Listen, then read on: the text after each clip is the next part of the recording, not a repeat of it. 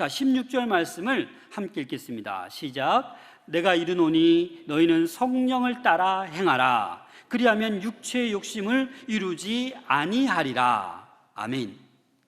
성령을 따라 행하라. 무슨 말입니까? 성령을 따라 살아가라라는 거예요. 다시 말해서 성령의 지배를 받아가며 그렇게 살아가라라는 거예요. 그렇게 살아가면 육체의 욕심을 이루지 않는다라고 말씀하고 있는 겁니다. 성령을 따라 살면 육체의 그런 소욕에 빠지지 않을 수 있다라고 말씀하고 있는 것입니다. 육체의 욕심에 빠지면 우리의 삶을 성령께서 통제할 수 없습니다. 개신교 위대한 종교개혁가 깔뱅은 싸움이 없이는 영적 삶이 유지될 수 없다라고 말했습니다. 그렇습니다, 여러분. 저희는 매일매일 매 순간마다 영적인 싸움을 하고 있는 거예요. 이 육체, 이 헬라어 단어로 사륵스라는 단어를 쓰는데 어떤 의미냐? 죄성이라는 단어예요. 우리의 이 육신은 죄성으로 가득 차 있어요. 17절 말씀 같이 읽을까요? 시작. 육체의 소욕은 성령을 거스리고 성령은 육체를 거스르나니 이 둘이 서로 대적하므로 너희가 원하는 것을 하지 못하게 하려 함이라. 이 육체와 죄성을 가진 이 육체와 이 성령은 서로를 서로 거스르는 거예요. 육체는 우리가 성령께서 원하시는 일들을 하지 못하게 끊임없이 방해합니다. 또한 성령은 우리가 육체의 욕심을, 죄성을 따라 살아가려고 하는데 끊임없이 따라가지 못하도록 악을 행하려는 것을 저지하시는 분이 성령인 거예요. 이 갈등 안에서 우리는 놓여져 있습니다. 그래서 서로 적이라고, 대적이라고, 원수라고 말하고 있는 것입니다. 사실 저와 여러분들이 그리스도인이 되기 전에는 뭐예요? 성령이 없었지요. 예수 그리스도가 나의 주인지 몰랐어요. 그때는 뭐예요? 우리 안에 죄성만 가득한 거예요. 분열해도 간음해도 음행해도 별 상관없었어요. 누가 막는 사람이 없었어요. 그러나 여러분들이 예수 그리스도를 영접하고 그리스도 예수의 사람이 되었기 때문에 우리 내면에서는 성령과 육체가 끊임없이 갈등하고 있는 것입니다.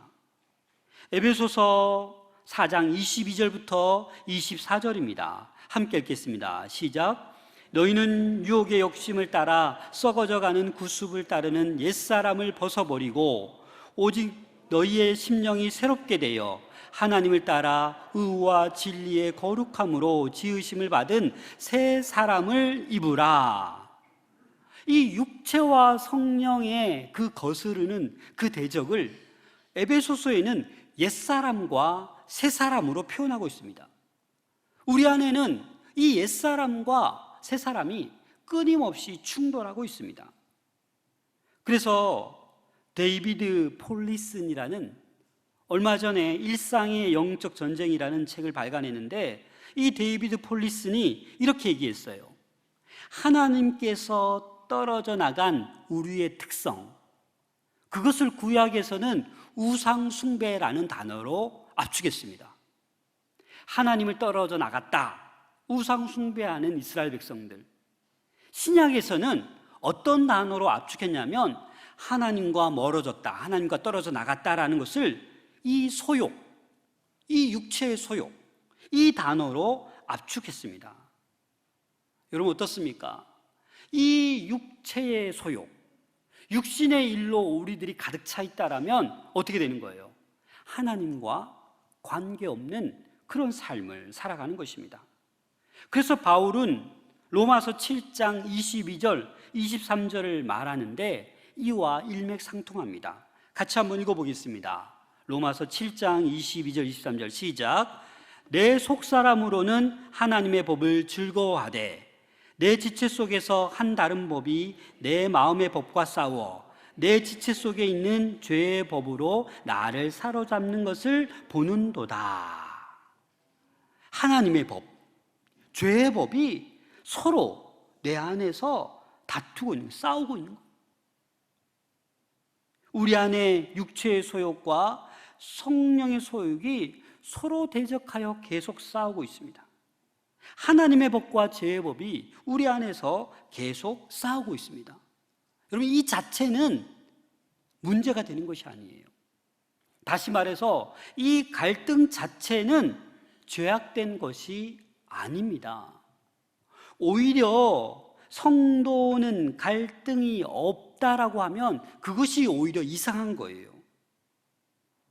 존 파이퍼 목사님은 우리 가운데 내적인 갈등이 있는 것으로 인하여 찬양하라, 이렇게 말했습니다. 여러분, 갈등이 없다라면 어떻게 될까요? 영적으로 무감각한 거예요. 상하고 애통하는 마음이 없는 거예요. 하나님을 떠나 있으면서도 영적으로 무감각하니까 죄를 지으면서도 양심의 가책이 없는 거예요. 예수님이 우리 안에 없는 거예요. 갈등이 있을 필요가 없어요. 물질도 있고 건강도 있고 모든 것을 누릴 수 있고 자기 마음대로 하나님의 뜻과 반대되게 살아가도 아무 문제가 없는 거예요. 왜요? 갈등이 없으니까. 그건 오히려 안타까운 거죠.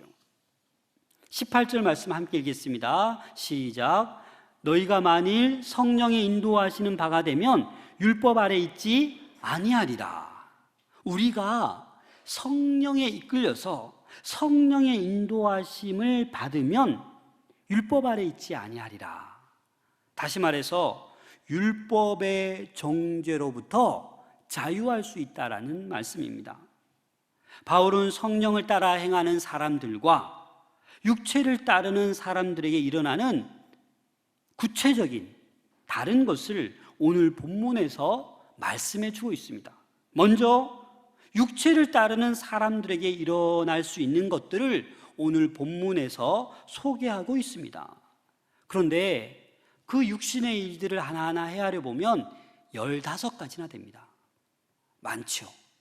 성령의 열매는 몇 가지예요? 9가지잖아요. 근데 이 육체를 따는 사람들에게 일어나는 일들이 15가지인데 그 22절에 보면 또 그와 같은 것들이라는 말이 붙어 있어요. 무슨 말이냐? 이 15가지보다 더 많다라는 거예요. 지금 대표적인 것 15가지를 말하고 이 육체의 소욕, 육체의 일들은 더 많다라는 것을 지금 말하고 있는 것입니다. 둘째는 종교적인 분야를 얘기하고 있습니다. 20절 말씀 함께 읽겠습니다. 시작. 우상숭배와 주술과, 여기까지 이 2가지입니다. 종교적 분야와 관련된 그 일은 우상숭배와 주술을 얘기하는 거예요. 여러분, 왜 우상숭배를 합니까? 왜 구약에서 우상숭배를 합니까? 그 거짓신이 더 크게 보이는 거예요. 그 바알신에게 절하면 농사가 잘 될 줄 알았어요. 아세라에게 더 절하면 더 풍요로운 것이 생길 줄 알았어요. 그래서 우상숭배를 하는 거예요. 세속적이고 물질적인 이익을 얻기 위하여 거짓신을 따르는 거예요. 그게 우상숭배. 주술은 뭡니까? 악한 힘을 빌려서라도 어떤 뜻을 이루려고 하는 것이 주술입니다. 이런 육체의 일, 이것은 뭐예요? 종교적인 분야와 관련되어 있습니다. 그 다음 사회적인 분야와 관련된 육체의 일을 열거하는데 20절에서 21절에 보면 원수 맺는 것과 분쟁과 시기와 분냄과 당짓는 것과 분열함과 이단과 투기와, 여기까지 이 8가지를 나열했는데 이것이 뭐예요? 사회적 분야에 일어날 수 있는 그런 육체의 일, 가정과 교회와 공동체에 해를 끼치는 육체의 죄악들을 열거한 것입니다. 원수를 맺고 분쟁하고 시기하고 분내고 당짓고 분열하고 이단, 투기, 이러한 것들은 사회적 관계, 다른 사람에게 죄를 짓게 하는 그러한 육체의 일들입니다. 마지막으로 개인적인 죄의 분야가 있습니다. 두 가지죠. 술 취함과 방탕함을 이야기하고 있습니다. 바울은 이런 육체의 일을 하는 사람들을 어떻게 정의하냐면 하나님의 나라의 유업을 받지 못하리라. 여러분 어떻게 생각하십니까? 너무 끔찍하지 않습니까? 여러분 지금 나열한 육체의 소욕 일들 가운데 여러분들이 범하지 않은 거 있습니까? 하나라도 범하지 않았다라면 여러분 정말 대단하십니다. 그런데 이 본문으로 이어지는 말씀 보면 하나님의 나라를 유업으로 받지 못하리라. 이 말은 성도가 이렇게 나열한 죄에 빠지면 구원을 받지 못한다라는 그러한 뜻은 아닙니다. 왜냐하면 우리는 예수님께서 우리의 과거와 현재와 미래의 모든 우리의 죄를 대신해서 죽으셨습니다. 그 예수 그리스도를 믿으면 우리는 구원을 받는 거예요. 그래서 믿음은 구원으로 받는 거예요. 그래서 우리가 살아가다 보면 성숙한 그리스도인이라도 죄 없는 사람이 없어요. 지금 나열한 이러한 죄악들을 우리도 지을 수가 있다는 거예요. 예를 들어서 신앙생활 하는데 질투심이 있지 않습니까? 나랑 친한 성도인데 나보다 너무 예뻐, 너무 잘 되는 것 같아. 질투심이 일어나는 거예요. 자꾸 더워지니까 교회 와서 욱할 수 있잖아요. 분낼 수 있잖아요. 그럼 벌써 육체의 죄를 범하는 거예요. 그렇다고 구원 못 받습니까? 그게 아니다라는 거예요. 지금 바울이 말하는 것은 습성처럼 지속적으로 하나님의 영이 없는 사람, 육체의 이런 모든 소욕에 빠져서 그렇게 살아가는 사람은 하나님의 유업이 없다, 받지 못한다라는 그 얘기를 하고 있는 거예요. 저와 여러분들 어떻습니까? 우리 안에 성령께서 내주하고 계십니다. 그래서 끊임없이 우리는 이러한 것들과 싸우고 있는 거예요. 투쟁하고 있는 거예요. 때로는 우리도 유혹당하기도 합니다. 때로는 우리도 넘어지기도 합니다. 그러나 어떻습니까? 바로 일어섭니다. 왜요? 성령의 사람이기 때문에, 성령이 우리 안에 계시기 때문에 우리는 시험 당해도 넘어져도 다시 일어날 수 있는 것입니다. 또 육체의 어떤 이런 생활 방식을 얘기한 다음에 그리스도 예수의 사람들은 성령과 관계된 그런 일들을 또 말씀하고 있습니다. 성령의 인도하심을 따라 행함으로 그리스도 예수의 사람들에게 맺히는 열매들을 오늘 본문에서 소개하고 있습니다. 22절, 23절 같이 읽겠습니다. 시작. 오직 성령의 열매는 사랑과 희락과 화평과 오래 참음과 자비와 양성과 충성과 온유와 절제니 이 같은 것을 금지할 법이 없느니라. 먼저 이 성령의 열매는 우리의 힘으로, 우리의 노력으로 맺을 수 없는 것들입니다. 불가능해요. 근본적으로 이 성령에 의해 맺혀지는 것이 뭐예요? 성령의 열매입니다. 그걸 우리는 아셔야 돼요. 또한 이 열매라는 단어를 보니까 카르포스라는 헬라어 단어를 썼는데 단수로 사용하고 있어요. 자, 성령의 열매가 몇 가지라고 그랬어요? 9가지. 여러분, 성령의 열매 9가지를 혹시 암송하시는 분? 네. 다들 암송하시는데, 나는 암송했어요. 그래서 나는 성령의 열매를 잘 알아요. 그렇게 살아가요. 이렇게 말할 수 있습니까? 없어요. 우리는 이 성령의 열매 9가지 다 외웠다. 야, 나는 성령의 열매 이렇게 생각하지 않잖아요. 이제 제가 앞으로 이 보혜사 성령의 계절을 보내면서 이 9가지 열매를 하나하나 설교하고자 합니다. 자, 이 겉으로 드러나는 모습은 다양해요. 여러 가지예요. 그러나 복수용으로 사용하지 않고 이 성령의 열매라는 단어를 단수로 사용했다라는 말은 이 한 성령으로부터, 이 한 성령에 의해서 다양한 열매가 맺혀진다라는 그러한 의미입니다. 그리고 이 성령의 열매를 한번 하나하나 잘 살펴보세요. 어떤 것들입니까? 사람의 어떤 인격과 성품에 관한 것들입니다. 성령의 열매는, 다시 말해서 성령의 열매는 사람에 관한 것이에요. 반면에 성령의 은사는 어떻습니까? 하나님께서 은사를 어떻게 주십니까? 교회의 유익을 위해서 사역을 하라고 성령의 은사를 주십니다. 이 성령의 은사는 다양하게 임합니다. 어떤 사람은 예언의 은사, 어떤 사람은 방언의 은사, 어떤 사람은 병 고치는 은사. 그런데 고린도 교회는 어떻게 했어요? 이 은사가 내가 가지고 있는 은사가 제일 크다, 서로 분쟁하고 은사 문제가 대두되는 거예요. 이게 잘못된 거지요. 오늘 본문에서는 어떻게 얘기하는 겁니까? 이 성령의 열매, 이것은 인격과 성품에 관한 것이다. 다시 말해서 사역보다 사람이 우선된다라는 것을 이야기하고 있는 것입니다. 성령의 열매가 부실해도 사역을 잘할 수 있습니까? 없습니까? 잘할 수 있어요. 어떤 은사를 하나님께 선물로 받으면 그 사역 열심히 할 수 있지요. 그러나 여러분 곰곰이 생각해 보세요. 은사도 중요하지만 더 중요한 것이 성령의 열매임을 여러분 기억하셔야 됩니다.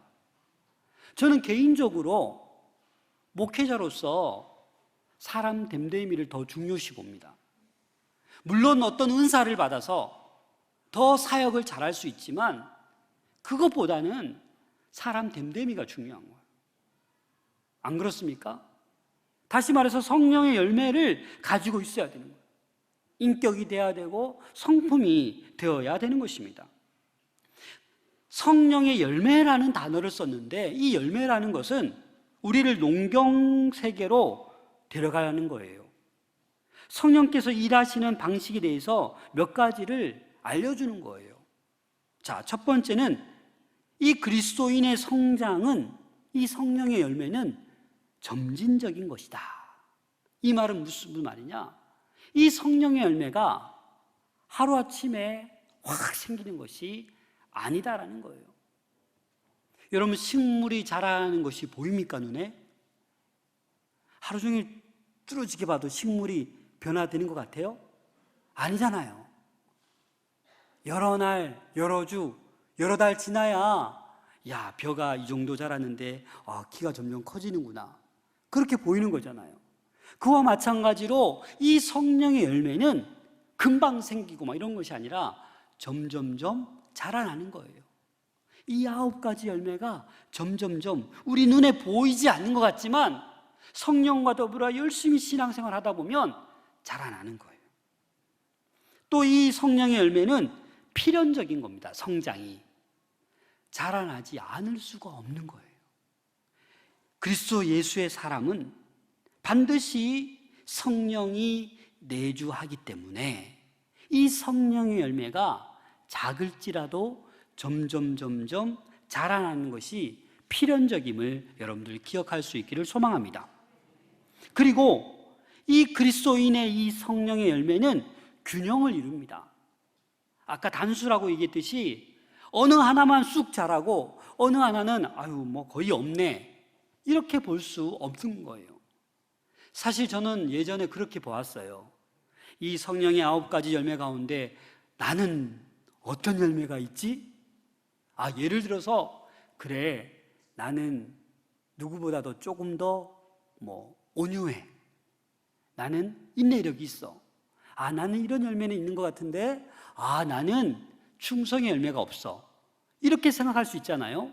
근데 그게 아니라는 거예요. 어떤 열매는 크게 나에게 있고 어떤 열매는 나에게 전혀 없다라는 게 아니에요. 그래서 여러분들이 요구하는 이 9가지 열매 가운데 나에게 좀 맞는 몇 개 열매만 잘 성장하면 되겠다, 그것도 아니다라는 거예요. 성령이 내 안에 내주하고 성령을 따라 행하면 이 성령의 열매들은 어떻게 해요? 균일적으로 다 성장하게 된다라는 것입니다. 그래서 조나단 에드워즈는 기독교의 은혜는 서로 연쇄되어 있다라고 표현했습니다. 이 말이 뭡니까? 이 기독교의 은혜는 이 성령의 열매가 서로 연결되어 있는 거예요. 서로 조금씩 자라나는 거다라는 것을 말씀하고 있는 것입니다. 그리고 마지막 부분에 뭐라고 말씀하고 있습니까? 이 같은 것을 금지할 법이 없다. 성령의 열매를 금지할 법이 없다라는 겁니다. 이 말은 저와 여러분들이 이 성령의 열매로 성령을 따라 살아가면 율법이 우리를 정죄할 수 없다라는 말씀입니다. 24절 말씀 함께 읽겠습니다. 시작. 그리스도 예수의 사람은 육체와 함께 그 정욕과 탐심을 십자가에 못 박았느니라. 아멘. 그리스도 예수의 사람은 육체를, 그 정욕과 탐심을 어디에 못 박았어요? 십자가에 못 박은 거예요. 이 육체는 타락하고 부패하고 변질된 죄성을 말하는, 이 인간의 상태를 말하는 것입니다. 십자가에 못 박았다라는 것은 더 이상 우리가 정욕과 탐심의 지배하에 끌려다니지 않는다라는 말이에요. 아직은 우리가 육신을 입고 이 땅에서 살아가기 때문에 유혹에 넘어갈 때가 있습니다. 시험에 빠질 때가 있어요. 그러나 우리는 그리스도 예수의 사람들이기 때문에 우리는 정신 차릴 수 있고 일어설 수 있고 회복될 수 있다라는 사실입니다. 사랑하는 여러분, 막대기와도 같은 저와 여러분들도 성령이 임하시면 우리의 생각과 태도, 모든 것이 변화될 줄로 믿습니다. 그리스도 예수의 사람은 그런 사람이 바로 그리스도 예수의 사람입니다. 변화되어 가야 됩니다. 우리의 생각과 태도가 성령의 열매를 맺어가며 예수님을 닮아가며 변화되어 가야 된다라는 것입니다. 겉으로는 하나님의 백성인 양, 성령의 열매와 전혀 관계없이 육신의 소욕대로 정욕과 탐심에 이끌려 살아가서는 안 된다라는 것입니다. 25절 말씀 다 같이 읽겠습니다. 시작.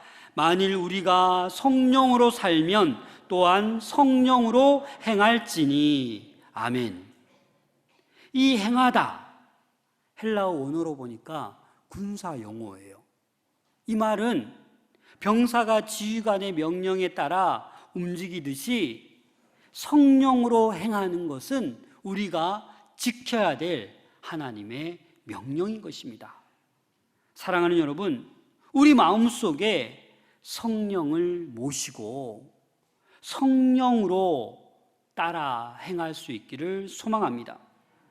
성령의 인도하심을 따라 하루하루 살아갈 수 있기를 부탁드립니다. 우리는 그리스도 예수의 사람입니다. 이전에는 세상에 속하여 육체의 소욕, 육체의 일만 생각했을지라도 이제는 아닙니다. 하나님의 사람, 하나님의 백성입니다. 옛사람은 십자가에 못 박았습니다. 새 사람이 되었습니다. 성령의 사람이 되었습니다. 고로 성령을 따라 행하는 우리 모두가 될 수 있기를 소망합니다.